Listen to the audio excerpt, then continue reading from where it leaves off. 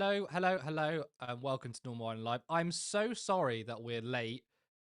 Massive meltdown, tech issues, but everything didn't work. My teleprompter still doesn't work, so I'm using a laptop.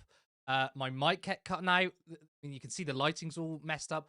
I don't know what's going on. Usually my tech is on par or pretty good, but massive meltdown. I don't know what's going on. But the show must go on. And tonight, as you know, I'm joined by the king himself, Kevin Logan. Kevin, how are you? Thank you so much for being patient with me. I'm absolutely wonderful to be here. Thank you very much. Also, I just want to say I do not add my voice to the apology. No apologies for being late. Good things come to those who wait. Hmm? True. I mean, I guess so, but it's coming a habit which we need to definitely sort out. But let's go on to our stories. What we'll be discussing tonight. That's the right wing outrage from free school meals. The Telegraph uses anxiety to attack benefits and the government's draconian crime and policing bill.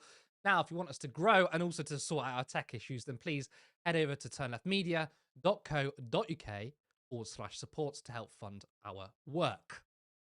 On to our first story. So, what is the latest right wing outrage that's got Julia Hartley Brewer angry about? Feeding kids. In the very rare instance the Labour government actually does something good, you can rely on paid contrarians like Brewer to be mad.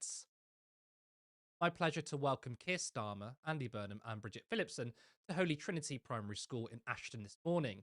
33 new free breakfast clubs will open across Greater Manchester this week, giving 10,000 more children a free, healthy start to the school day. That's Labour side. Now, this is an objectively good thing, announcing free school meals for thousands of children, but the grumpy troll under the bridge had something to say. The breakfasts are not free, they are paid for by taxes, mostly on parents who feed their own kids. Most of these 10,000 children would have had a perfectly healthy breakfast at home without these clubs. This isn't about helping the poorest kids, it's the state taking over the basic job of parenting. Now, right wing commentator Sophie Corcoran also weighed in, and she seemingly doesn't understand the function of benefits. You know what I think is broken? That children of working parents have to pay for holiday club, breakfast club, and after school club in order to be able to keep working when children are off school, etc. But the children of parents who don't work get those things for free, even though they don't need them because they're home and can look after their children. These benefits should be for those who work full time, not the other way round. Notorious transphobe Posey Parker, aka Kelly J. Keane, said, "Who are these children and why can't their parents afford to feed them? If those same children are in after school clubs too, which sometimes provide cheap crap alongside, cheap food, cheap crap food even, alongside cheap crap care, when are these parents spending time with their small children? What is the wider implication of our children? Why should we be encouraging families to spend very little time together?" Now, it's not exactly the same, but this libertarian talking point, similar vibes. Healthcare is not a right. You do not have the right to demand someone else's labor. I'm sorry if this hurts your feelings, but making people your slaves isn't freedom. Now, I don't think anyone's offended or their feelings are hurt by that sentiment. It's just plain wrong. Now, the premise is that apparently feeding kids is state overreach and providing healthcare is stealing someone else's labour that's coerced by the government. Let's also be clear here, this isn't taxpayers' money. That's not how it works. Even if it was our money, I'm very happy to, for my taxes to be funded on free school meals rather than, I don't know, bombing people. Kevin, when you hear people on the right say, it's the parents' job to ask or to look after their kids, not the state, what would you say to that? Um, Shut the fuck up. Basically, would be my response to them because I don't think they're worth engaging with for the most part. I think they're petty, small-minded, vindictive, selfish, money-grubbing, spiteful assholes, and should be treated as such. This is just whinging. It's just conservatoid whinging. It's a pathetic and embarrassing thing. As you mentioned, it's pseudo-libertarian nonsense. It's drivel. The idea that we don't owe anything to anybody, that we're all our own individual people and that our labour is not interconnected in any way, and that we don't owe anything as part of a society to each other is a ludicrous nonsense. But it goes further than that for me. It's it's the kind of benefit street spitefulness that I think needs to be tackled on a much more educational basis going forward. Because if you look at it from like a structural societal point of view, these sick, evil bastards who have imposed neoliberalism through rich people infused propaganda over the course of the last 50 years have imposed a system which not only makes it inevitable that a large number of people, a kind of underclass of economically deprived people, will exist, but demands that it exists. This system is entirely predicated on those people existing as a pool of labour that can be exploited very cheaply because those people are desperately scared of their landlord raising their prices or just general penury that would follow if they dare to step out of line. And so they've created a system which makes it inevitable that the vast majority of people will be economically underprivileged, and then they are punishing people for being underprivileged, even though they have no say so. It's a kind of economic original sin. The sins of the father, or indeed the poverty of the father, being visited upon the son, etc., etc. It's a grotesque, immoral system. And it's sickening to see these privileged private school people talking down to a working class who have been systematically destroyed over the last 50 years and telling them it's their fault, even though it's the policies of people like Julia Hartley Brewer and the evil bastards that she has helped put in number 10 Downing Street that have caused that poverty and continue to sustain that poverty to this day. So actually what I would say is, how fucking dare you, to Julia Hartley Brewer and her sycophantic freaks out there like Kelly Jane Keane. How dare you sit around and judge other people when you are the most morally reprehensible people in our society? Get fucked. Wow. Just want to check. Can you hear me? You're a bit quiet, but I can hear you. Yes, I'm a bit quiet. I mean, how's that? Any better? that's a lot better. Yeah. Yeah. Yeah. And again, everything's going wrong. Okay. So, what's your take? I mean, on Posey Parker specifically saying this is a state encouraging parents to see less of their kids. I mean, what? Well, And by the way, look, people like Julie Hartley Brewer and Posey Parker, they're so out of touch because, I mean, especially Julie Hartley Brewer, she probably works a few hours yeah. in the evening, right? But there are parents who work 7, 8 until 5 or 6. Yeah, exactly. Most people who are in receipt of benefits are working. People who do incredibly important, indeed vital jobs use food banks. We are a nation. We are what was the description? We are a food bank and a retirement home in a trench coat, pretending to be a real person. Is this nation right now? It's genuinely embarrassing to see. Um, but I think to Posey Parker's point, there is actually a point within that. There's a kernel of truth to it that we shouldn't be encouraging people to work so many hours that the state has to take care of their kids in lieu of being able to do so. But considering that the economic prescriptions of people like Kelly Jane Keane and Julia Hartley Brewer and the minions that run Downing Street and Whitehall, their economic policies have made it so it was impossible for any person to do the thing that literally was the boilerplate existence of The Simpsons, right? In The Simpsons, one person earning one wage could keep a house that they owned, 2 cars, a wife, stay-at-home wife, and 3 children and 2 pets on one income. That is a crazy pipe dream that existed in the 80s and no longer exists now. People have to work, both parents have to work, assuming both parents are even there, and they have to work incredibly long hours just to barely be able to pay rent and put food on the table.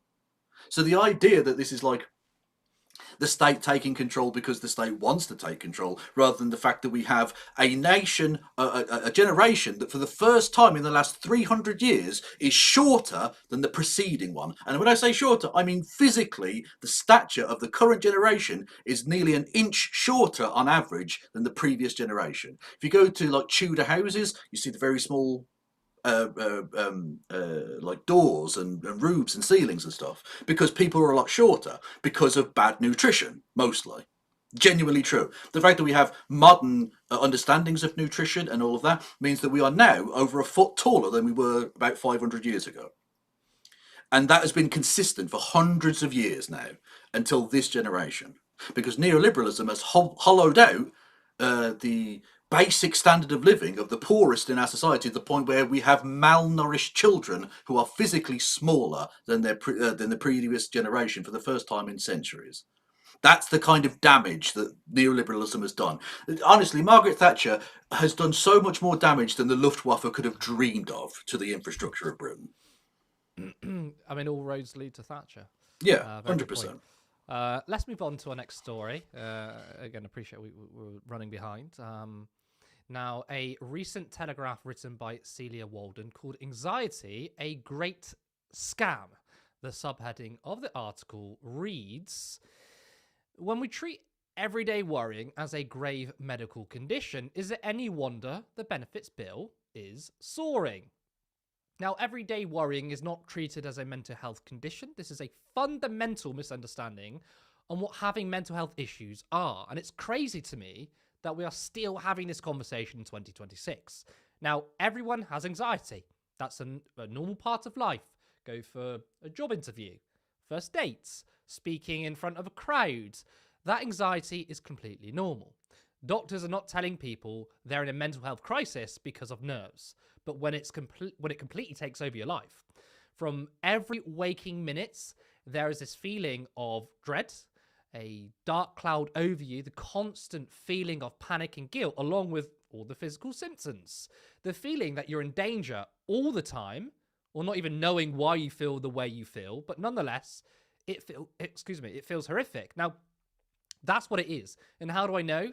Because what I described to you was how I used to feel before I sought help, before I was prescribed medication.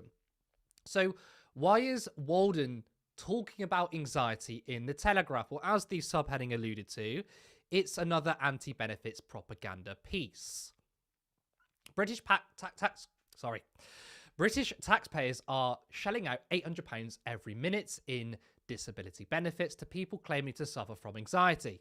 Indeed, the personal independence payment cost for treating this disability, normal human emotion, has soared from less than £100 million in 2019 to nearly £427 million last year. Now, once again, she's invoking this normal human emotion. It's weird. Now, at least Walden has acknowledged that severe anxiety is a thing. Now, before I go on, I should insert a caveat. It's the same caveat every piece about victim culture and our weird desire to have some kind of disorder requires.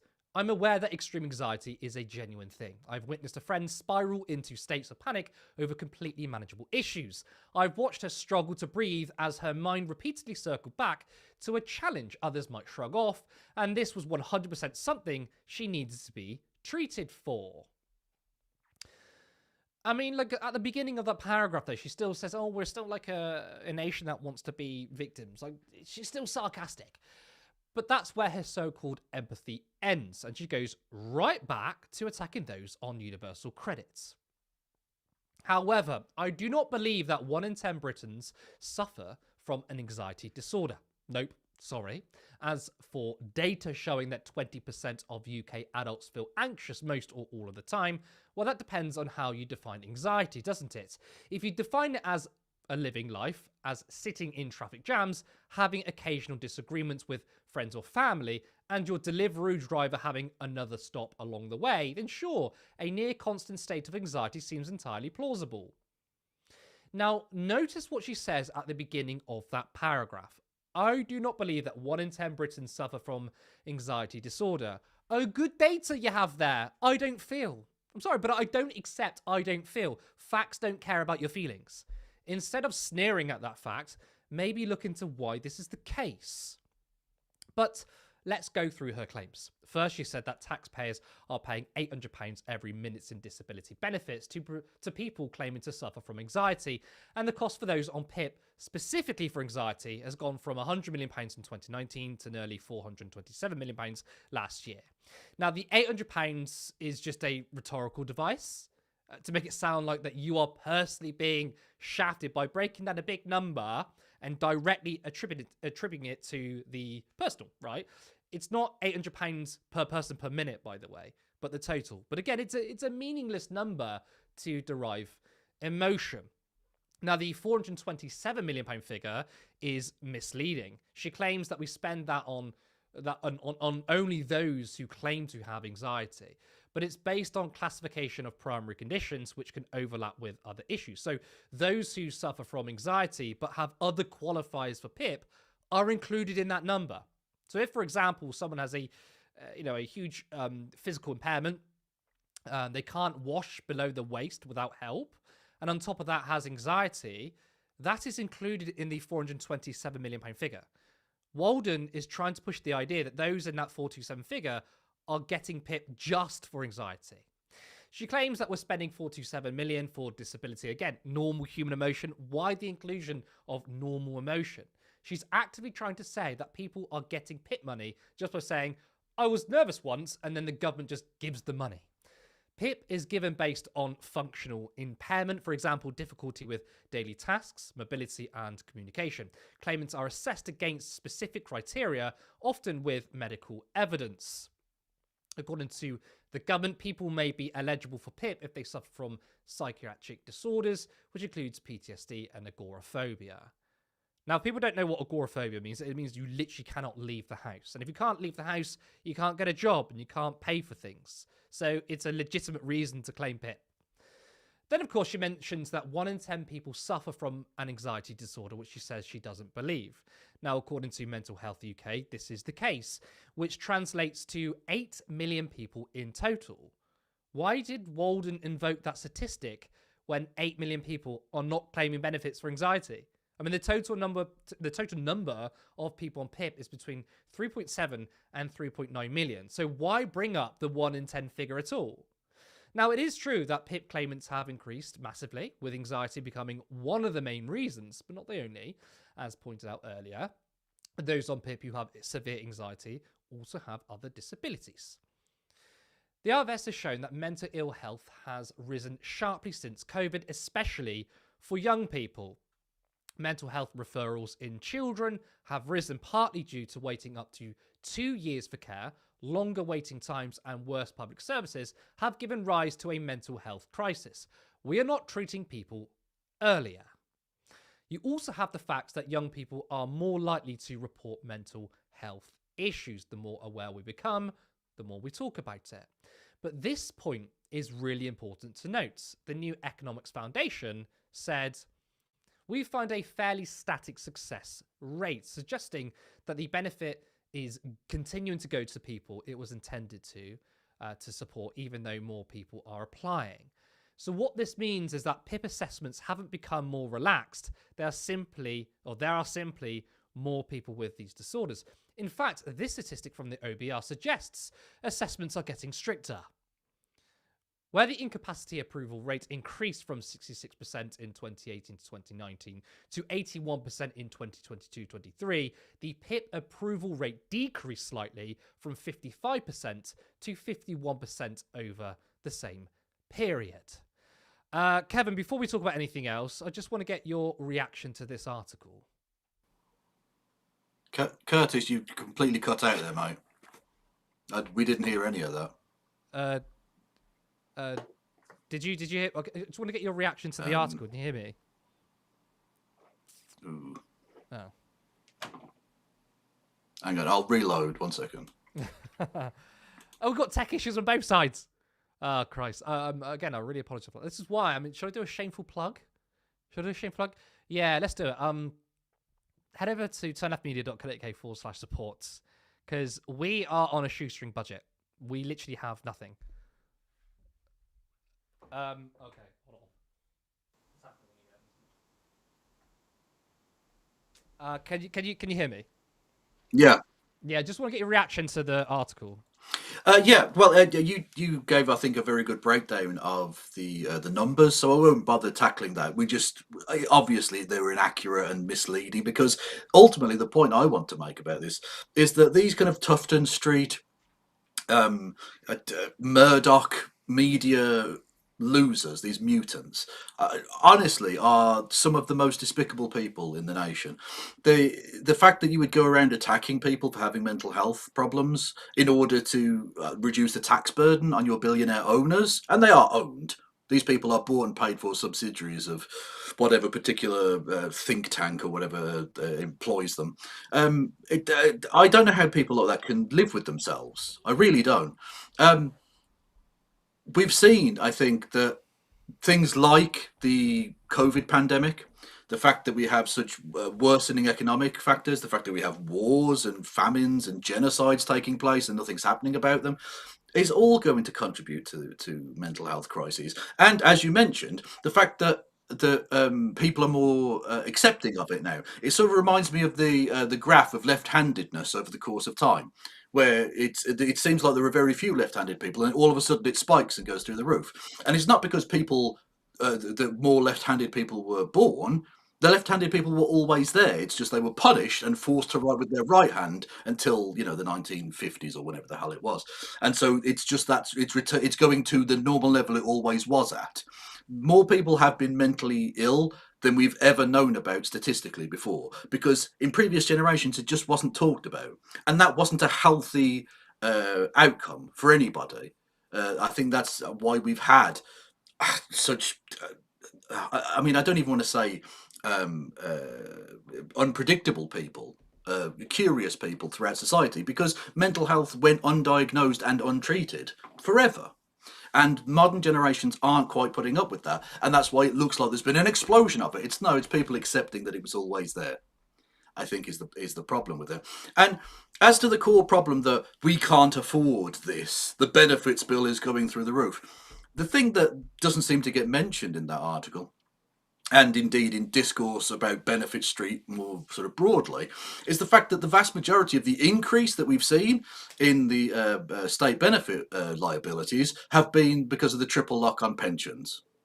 The already very well off generation, the boomers, have done extremely well out of the keeping of the triple lock, and I don't really begrudge them that, but or virtually all of the increase in benefits has been because of that, whilst at the same time they've been cutting and slashing disability benefits and things like that.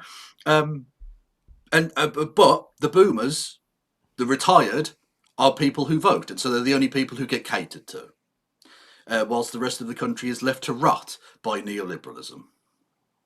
But you won't hear that from someone writing in one of these newspapers, because they're bought and paid for by the very vested interests that are aforementioned. I mean, I pointed out some of the reasons that's causing more people to use PIP. Yeah. In your view, why do you think more and more people are having to use welfare, and why are mental health disorders on the rise? Well, again, I don't think mental health disorders are necessarily on the rise. I think it's people realizing that they exist and talking about them and wanting to seek help for them in a way that previous generations did not. So it's not that the actual overall number of mentally ill people in the society is increasing. It's that statistically we can show that there were more people that were mentally ill than there were in the past, because they weren't diagnosed in the past. So it looks like it's a vast increase, and actually what it is a more accurate representation of the mental illness in society. Which is a good thing, because statistically, if you know the truth, you can actually set public policy to try and counteract the negative impacts on a society of those things.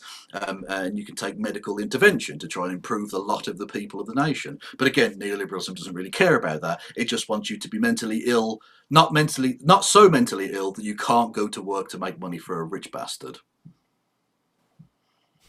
True, true. Right, let's move on, because we've got another story to get through. And I'm frozen again. Yeah, see, this is the tech shit for you guys. Give me a second. Yeah, if you want. Hello. Well, on my end they can hear you, but but yeah.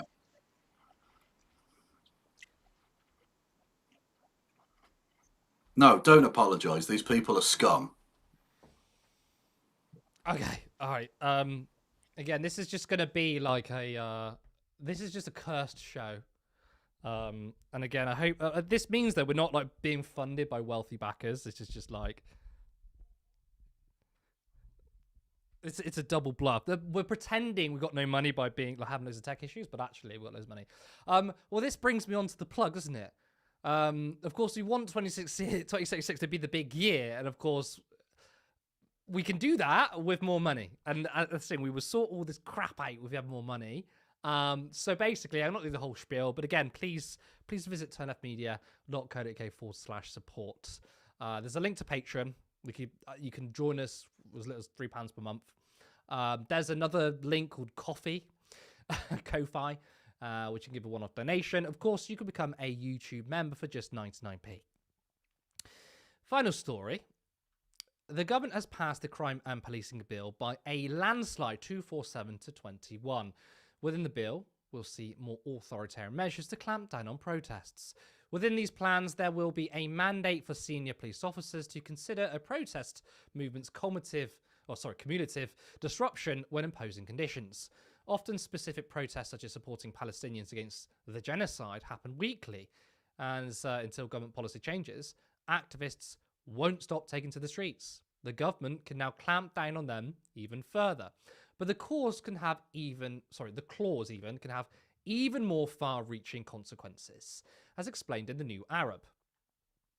The draconian of the bill's proposals is the Cumulative Disruption Clause 165.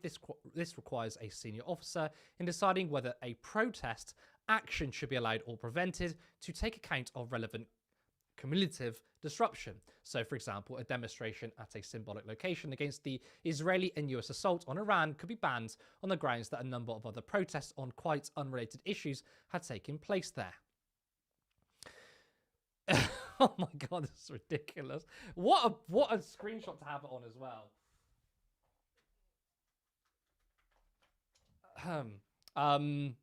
Zara Sultana said this. Tonight, Labour MPs vote to erode our rights to protest, handing police sweeping powers that could criminalise sustained strike action as cumulative disruption. This is a direct escalation against the Palestine solidarity movement that has brought hundreds of thousands onto the streets. It follows the unlawful prescription of Palestine action, a lost High Court battle they are still appealing, the targeting and failed prosecutions of artists, and over 3,000 arrests for holding a placard opposing genocide. The Labour Party is nothing more than reform with a red rosette.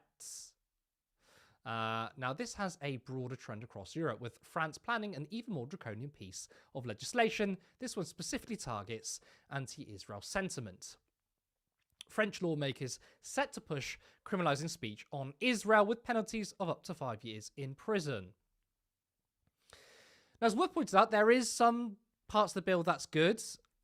Under the draft legislation, tech bosses will be held personally liable if their platforms fail to remove intimate images of people shared without their consent.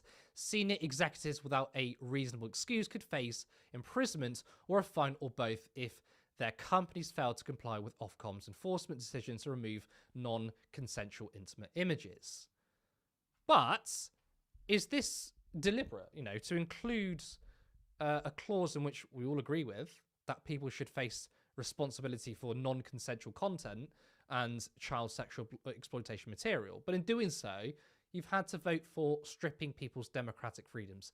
Kevin, do you think this bill, with all its caveats, the main function is to clamp down specifically on pro-Palestine protests?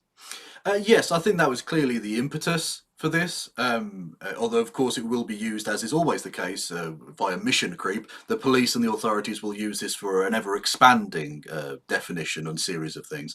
But yeah, this was definitely the impetus. And by the way, this isn't even a new tactic, of course, because we saw with the prescription of Palestine Action as a terrorist organisation that they were lumped in with the Maniac murder cult and the Russian imperialist movement, which is essentially a neo-fascist Russian group. In orders that people couldn't realistically vote against it, because who wants their political opponents at the next election to say, you voted not to prescribe the Maniac murder cult? Which, by the way, amazing name there, lads, really, on the nose. Either way, this is a thing that they've done for a while, because the legislation called SOCPA, the Serious and Organised Crime Prevention Act of 2005, I think it was, is the piece of legislation which was initially told to the public that it was going to be about anti-mafia legislation, and actually ended up with the clause that means that you have to apply to the police to get a license to protest near Parliament. That was snuck in as a subclause of an anti-mafia piece of legislation. That's a thing that the Labour Party love to do, and I'm sure the Tories do it a lot as well. This, I think, is undoubtedly one of the most authoritarian governments we've had in the post-war period, with their, curtailment of civil liberties in terms of jury trials, their wish to introduce ID cards, their complicity in genocide and war crimes, and now this piece of legislation. But I want to kind of focus on a slightly different thing, which is apropos given the date, because 37 years ago today was the Hillsborough Stadium disaster, in which 96 and then unfortunately a 97th person was, as far as I'm concerned, murdered by the South Yorkshire Police Force. And the reason that this is not just apropos because of the date, but apropos because of the legislation that does or does not get passed by the British Parliament, this authoritarian garbage that we're discussing here was passed with only 21 dissenting voices. 21 out of the 650 members of Parliament voted against the stripping of your rights to protest. And let's be honest, that's exactly what it is, because if cumulative effect is taken into account, then basically effective protest, which actually gets people to change their mind and disrupts things in any way, can just be made illegal. That's practically what happens here.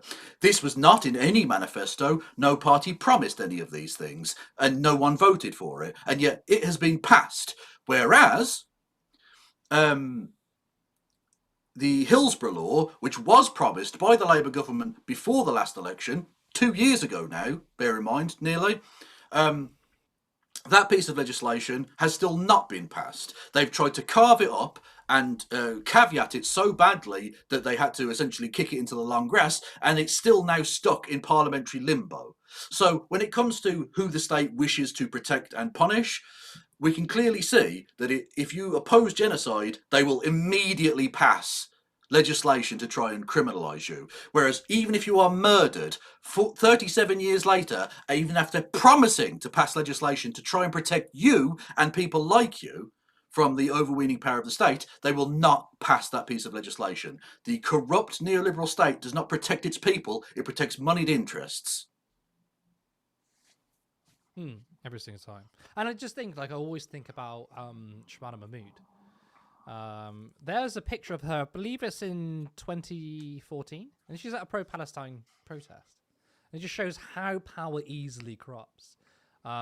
Or were they lying then and they're telling the truth now, or whatever? But I mean, it's absolutely wild that the clause 165, which basically says it's a cumulative approach, which is even if your particular protest didn't happen here, but other protests happened here, therefore we can ban this one. It's crazy. It's mad to me that they would. This piece of legislation, again, no one promised any of this before a general election. No one has voted for this. There is no mandate for any of this. And yet it passed with such little opposition because the cast iron consensus at Westminster, the uni party, be it Labour, Tory, Lib Dem or Reform, are for authoritarian state powers to curtail your freedoms. And especially, as you saw with the example of France, how cocked Western governments are to Zionism. How pathetically, spinelessly supine they are to Zionist interests. That literally in France, they're being explicit about it. Criticism of Israel is being made illegal. At least in Britain, they're pretending it's about a prescribed terrorist group and all this shit. In France, they're just no, you can't criticize Israel. In America, they literally pass laws that means you can't engage in BDS. It's tragic. Apparently you're muted on your stream. So you're having issues now. I think tech issues is it's you can catch it, right? Yeah. So people are saying that you're muted on your end. Oh, well, if your people could hear me on your end, I'm not going to repeat my monologue, but it was basically about a comparison between the ease with which this piece of legislation passed, for which there is no mandate, and the fact that even on the anniversary, the 37th anniversary of the Hillsborough disaster, they still won't pass a piece of legislation called the Hillsborough Law, which they promised they would pass and still have not. And we are virtually no closer to having that piece of legislation passed. Yeah. Someone else is saying it not. I don't know. I think someone's fucking with us in the channel, in the chat. Who knows? Anyway, Yeah. I think let's go to the comments. Let's get absolutely ripped for this fucking tech shit bollocks going on. We're gonna be ripped. No, we did. I didn't actually get many of the comments that ripped us apart because, guys, we know the tech is getting there. We're going to get better. We're going to get But better. it's gone backwards there. Like I'm usually happy that like my setup's usually good, and it's like the camera kept freezing, the teleprompter's not working, the lighting's all saturating crazy. I don't know what's going on. It literally feels like a fucking Mossad op. No, but you look good now. Like it's something's worked. So we've got Cow the Limp. For my door left open text. I don't understand who the heck this is. I don't like this. Oh, wait, hold on. Who's this? If that's not Callum, then this is I don't think you should be using this horrible. picture. No. But thank you for the £2 super chat. Yeah, cheers. But also don't take pictures of us and then use it. Yeah. Weird. Ollie gifted 5 10 memberships. We had a really generous show tonight, so thank you so much, guys. Curtis Daly's pen gifted 50 10 left memberships. So yeah, people were really generous. I'll tell you what, okay, look, Friday or Monday, we're starting at 7:30, no tech issues. If people are dropping 50 10 left memberships, we got look, I apologize, we got to sort it out. Yeah, we're sorry. We've got to invest in even more money to make sure that shit doesn't go wrong. We've got to do it. Yeah. But I think Kevin's frozen, but it's not. No, you're back. no. You're back. No, sorry. Oh, God, this is such a cursed show. Well, wow. The comments on the screen, like they usually are as well. Sorry if I'm the caller. I'm dead. I'm the producer. I'm sorry I'm so loud. I'll talk over Well, to be honest, that's not our fault. If the comments on the screen, that is not our fault. That is literally the software we're using. Yeah. 50 10 left memberships from Len From McBain. Len McBain, but also Scott Kevin's fucking... What? We've got a troll who gives us money. Oh, I love it. Okay. That's crazy. Yeah. I've never known that. A troll that gives us money. Thank you so much for the generous donation, but also Kevin is the little icon. Thank you. I'm using AirPods. I'm sorry that I'm so loud. I didn't even realise they're picking up my voice so much. Well, it's not even me. That's me. Okay, that's an image I made where I photoshopped my face onto a Vincent van Gogh self-portrait, and someone has superimposed Jeremy Beadle's fucking face on my face. Is it? I couldn't tell if that was Jeremy Beadle. Fucking. Oh, my fucking head hurts. Apparently you've got leftist tech too because you're offline. Maybe it's not like us. Maybe like legit. Maybe this is like fucking Mossad shit. Maybe. Yeah, maybe. We've got £5 from Nurian, who says the problem with Thatcherism is that eventually you run out of taxpayer assets to sell. Exactly. And then Ollie gifted £5. Did you hear that Zoran Mamdani he made a dig? He made a dig at Thatcher. He was he said like, well, Thatcher says that, you know, socialists like run out of other people's money, but he's like, well, actually socialists come in and fix the mess. True. I mean, think about 2008, for example. I know it's not strictly socialism, but it's socialist thought that goes, maybe we should leave everything up to the market. Basically, socialists are the ones that pick up the mess. And then we got £5. Oh shit! What's that? Is that Game of Thrones? What's that? Yeah, it is. I got it as a You present. fucking nerd! Oh my god! It was a present from my brother, who went to Croatia, and I think he went to like the set or was near it, and he got me it. And to be honest, like I can't not have it. That's cute. But anyway, the Game of Thrones season 1 to 4, excellent. No, Game of After Thrones. that was rubbish, and then the last one was rubbish. I've never watched it. But Paul Webster said, "Hello, Kev. I hope you've been keeping up on Richard Murphy." The Economist. I mean, presume that's The Economist and not like a random person called that. just a bloke down the pub called Richard. Yeah. I mean, I want to say keep up with him. Like I'm aware of his work. I've got a few books on the list that I'm going to buy of his, and I've watched his stuff, and I've definitely learned a few things from him. But I wouldn't say I keep up with him every single day. I'm too busy trying to fucking sort the tech stuff. Yeah, I find it difficult to keep up with him because he runs real fast. I'm I so get it. funny.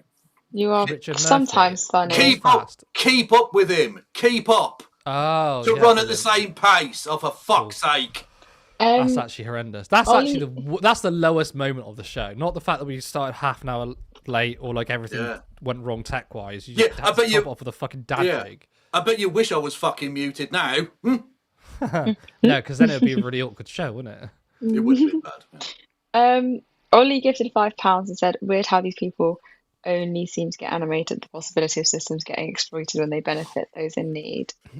Well, literally, yeah. The biggest welfare queens in the world are Palantir and Amazon and Elon Musk and these people who receive hundreds and hundreds of billions from governments all around the world to do things that we don't fucking need them to do. Yeah. Yeah, I mean, we're not even.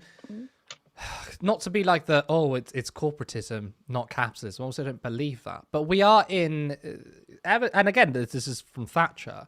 It's governments using taxpayers' money to literally give to private corporations. Like AI firms receive millions of pounds of taxpayers' subsidies. Now, I thought, right, in a free market society, if your company was really, really good, then you don't need anyone's help. You could just be successful. But actually, we are paying for it because guess what? AI is not the sort of technology that people like. In fact, we're forced to use it. Well, it's because of the reciprocal nature of, as you say, corporatist state, right? That these companies have money, often because of startup capital and inheritance and all sorts of things. Emerald mines in Namibia and so on. And what they're able to do is successfully lobby, by which we mean corruptly influence via financial transaction and other politicians who then get into positions of power and are compromised and give huge contracts to these people, which means they get richer, and then the cycle continues and goes round and round. And in America, it's even worse because with Citizens United, literally corporations have the rights of people now, so they have the privacy that you can't even investigate them for their financial crimes. Absolutely. And then Nurian gifted £10. Rapid onset left-handedness. Coops gifted. Well, exactly. It's the modern sickness, left-handedness, isn't it? I don't believe in this left-handed nonsense. You see how silly it sounds, but it's the same thing. But I do think, but I think it's both, right? I think one, we're becoming more. I mean, I'm assuming this is alluding to the anxiety article. Yeah. One, yes, like mental health is becoming more realized. We can talk about it, but I do think, and again, this is anecdotal. This is not based on any data, but I do think mental health issues are on the rise because we live in a hellscape of a capitalist system where people are struggling materially. Two, I do think the rise in is not just social media, but the way in which the tech bros have captured social media, which has just got people depressed. And three, global instability. I mean, think about our generation, right? Our generation, we were too young to really be politicized, but this is the world we were born into. You've got the Iraq War, and then you've got the 2008 financial crisis, which we weren't in work. I wasn't at work anyway, but like I could see my parents were in work, right? You can still feel it when you're young. Then you've got that. Then you've got austerity, 10 years of Tory austerity. And then you've got the pandemic. And now you've just got the rise of fascism. You've got Israel's genocide, the war in Iran. And for millennials specifically, you've just got crisis after crisis after crisis. And I don't see how anyone cannot suffer from mental health issues, even if it's not I'm suffering from an anxiety disorder where I can't leave the house or have to get medication, but just that low level anxiety is probably present in a lot of people. So I genuinely believe mental health is on the rise because society is so fucking broken, fundamentally broken, and no one wants to fix it. And anyone that says we should fix it, they get gaslit from the media. Yeah. They're told they're cranks, hard left, communist. And it's like, we're constantly, ourselves are being gaslit. And you just think it's actually a miracle that mental health issues isn't higher. 1 in 10 people, I'm surprised it's not fucking 50% of us. Yeah, literally. And that was actually leads on to the point I would have made had we done the fourth story about the fact that whilst it's a good policy, saying it right now when the media are run the way they're run, without any kind of Well, I oversight. tell you or what. How anything. about how It's about difficult. this, Kevin? We don't have a guest on Friday, so why don't you come back and we'll I start would on be time, more than happy to. Yeah. and we can cover the story that you read about, right? Which I mean, I think people know what the story is now. We can discuss it on Friday. So if you're free to come back on Friday, the immortal science of Marxism, Leninism, Polanskiism. Yeah. I'm not an ML. Christ, have you ever had Twitter run-ins with MLs? Oh yeah, they're lovely people. We get on famously. There you go then. Sorry, finish your point. Sorry, I don't know if I cut you off or not. Oh no, I was just going to say, yeah, the policy of the 10-to-1 pay thing is like I think it's a perfectly reasonable social democratic policy, but we live in such a weird cultural and political zeitgeist right now that putting that forward as your plan now, I think, is probably a step too far, and that you need to bring people along with you a little bit more, because the media are going to tear that to pieces. And the thing is, the left doesn't make use of the fact that our ideas are actually relatively popular if you explain them to people, if you actually go and tell people basic shit like actually feeding kids is okay, and all the rest of it. If you look at like crazy to say that though. Jeremy Corbyn, when he was being filtered through the media, was very unpopular, but then once he got into an election where he was able to actually make a pitch directly to the people, we had the Purdah laws. Yeah, exactly. He went because people got a certain kind of unvarnished version of like, oh, this is social democracy. That seems quite palatable to me. And so you need to actually make that case and bring people along with you. And at the moment, that might be a little bit too far. Well, you know what? And in 2017, not 2019, but 2017, when the Purdah laws came in, I actually thought overall the media was fair to Labour under Jeremy Corbyn in that specific 6-week period. Now, of course, everything leading like 2015 to 2017, horrific. And then like end of 2017, maybe 2018 to 2019, like the worst it's ever been. But when those Purdah laws came in, for some reason, there was a period in which they didn't seem that bad. My theory is that they thought he was never going to win. They all believe like the Labour insiders, so they didn't take him that seriously. So they're like, we don't really need to like smear him really badly, which is why I think the 2019 general election was insane, because they're like, oh my God, this guy can actually win. Yeah, I think they were scared of that. Definitely. Yeah, I think they learned that lesson. But yeah, look, regardless of what one thinks of reform as a not reform the party, reform the concept to achieve socialism / social democracy, whatever, parliamentarian reform policy. If you're going to do that, you need to bring people along with you. And the nation, the kind of, the Overton window, which is much over talked, but is to a certain extent a real thing, isn't in the right place for this kind of policy at this point. And he's done really well being vague enough in the kind of let's make hope normal again thing to try and drag that over a little bit to the left, that I think putting a definitive policy on this is unnecessary right now, because we're not even in an election, really. We're in local elections, but not national elections. And so, in Wales and Scotland aside, that he doesn't need to do that. It seems like an unnecessary step at this point, and is possibly a little more radical than the people are currently ready for. You need to meet the working class where they're at, not where you want them to be. Yeah, I mean that's a little teaser for Friday, then I guess, and because I've got some thoughts on it, we'll break into. So make sure you tune in Friday with me and Kevin, and we're going to speak about that specific. Well, if we start setting that up now, you might be fucking ready for 7:30 on Friday. Do you want? As soon as this show's finished, right, I'm literally going to just fucking overhaul everything and see what's going on. Don't leave that chair. It's working now. Just fucking keep it there till Friday. Don't move. Should we just do a 3-day stream? Let's go. Fuck yes. Don't, because our viewers will be like, yeah, like actually do it. No, that's not. Sorry, Sarah. We just completely fucking sidetracked then. No, it's okay. Antifa vegan. The £20. Thank you so much, Coops. Thank you, by the way. Yes, I didn't say on the screen for ages. And then Antifa gifted 20 10 memberships. And then Paul Webster gifted £5. The Kev, how can you be against neoliberalism but not follow the one who wants us to move away from it? Go and have a look at his videos, Richard Waits. Who is what? Richard Murphy. No, I mean, like. I know Richard Murphy. What I know of him is the Economist bloke, right? He's a sort of anti-neoliberal economist. I don't know. There are many. Yeah. There are many other economists out there too, though, right? It's not like You know. And most of them are cunts. Yeah. I'm sorry, they just are. The most capitalists, most economists are just capitalist pricks. Yeah. Mm. Specs gifted Thank you, 5 Specs. 10 memberships. Oh, Yuri, that another nut, 5.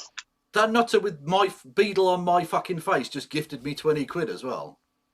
That's really We'll take sweet. it now. I'll tell you, even if you've got fucking beetle face, let's take Thanks, it. you mad bastard. Love her. I don't actually understand this comment. I want you to explain it. Go on. What does it Yeah, mean? I have an important point, as I was saying, and also, but so now you know what it feels like. I don't understand. If that means like the audio is cutting out, then yeah, I don't know. I'm not sure. But anyway, thank you for the £5. Yeah, super super chat. grateful. There were so many donations today, but basically people were being really sweet. Someone said I'm also an audio engineer if you want to pay me handsomely, and then someone else said I'll pay you with the air for my lungs.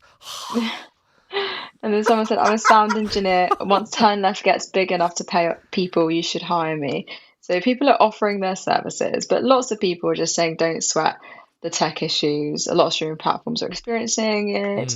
And then Specs reassuringly saying, well, ish, Curtis is blaming the tech. He was outside smoking a fat doink before the show. That's why they were late. Why is that such a funny word? A fat doink.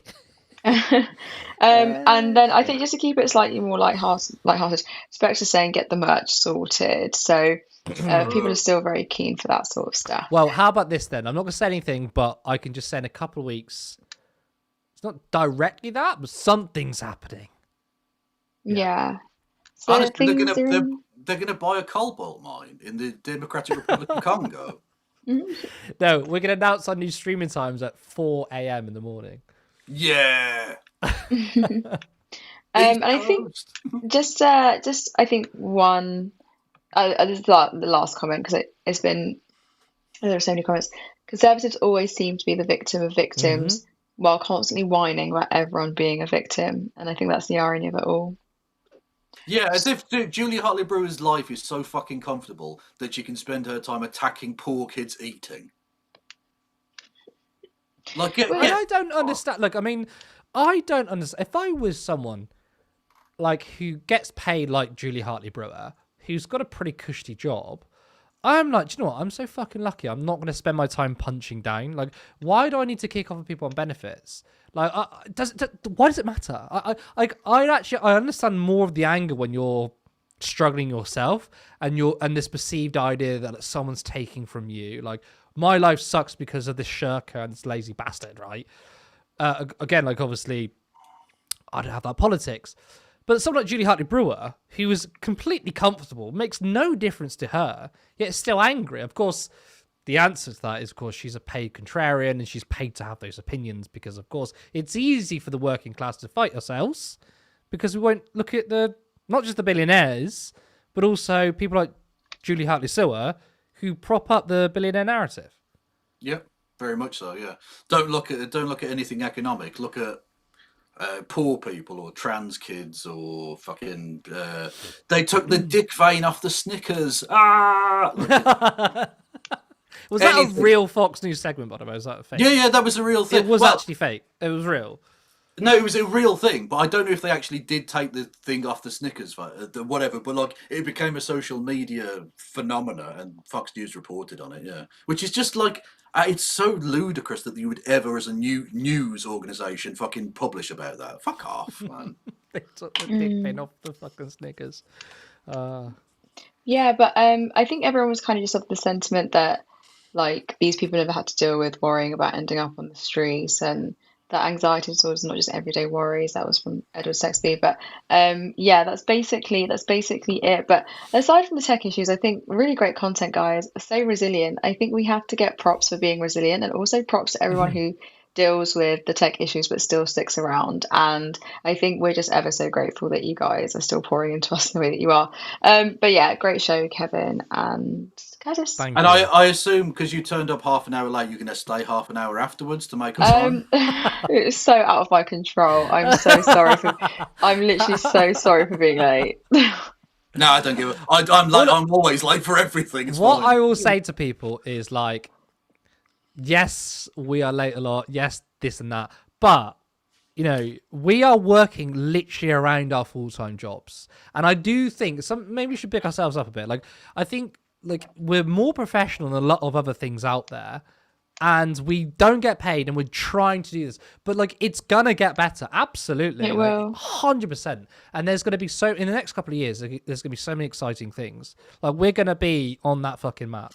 When you say it's gonna get better, you mean you're gonna stop inviting me on, I presume? That's never gonna happen. You're always gonna be invited on. Because that's the way you could improve the content, is by not. Are you having joking me. me? No way. Just saying. Yeah. What was I going to say? The times you don't come on is if you say, I don't want to come on Turn Left anymore. With your beautiful face, I could never say no. There you go. Exactly. But yeah, thanks, guys. I'll leave you guys to it.